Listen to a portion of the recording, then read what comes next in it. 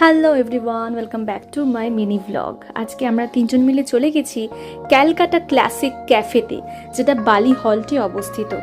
এই ক্যাফের ভিতরের অ্যাম্বিয়েন্সটা এতটাই সুন্দর, এতটাই ক্লাসিক যে এখানে যেতে খুবই ভালো লাগে।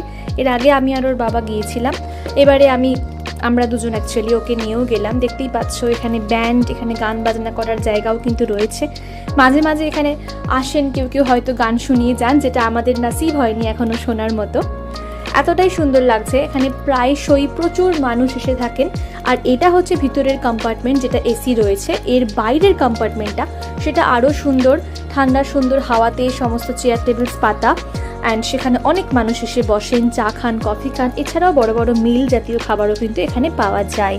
তোমরা দেখতেই পাচ্ছ আশেপাশের অ্যাম্বিয়েন্সটা কতটা সুন্দর। একটু একটু বেঁকে যাচ্ছে আমার ভিডিওটা, কারণ আমার ছোট্ট ছানা আছে।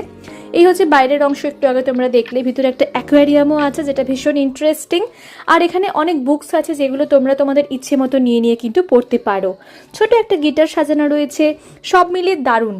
এছাড়া আমরা যেটা খাবারে নিয়েছিলাম সেটা হচ্ছে একটা চিকেন মিল টাইপের, যেখানে একটা চিকেন মোমো, চিকেন মাঞ্চুরিয়ান, আর আমরা নুডলস প্রেফার করেছিলাম, সো নুডলস নিয়েছিলাম। চাইলে তোমরা রাইসও নিতে পারো।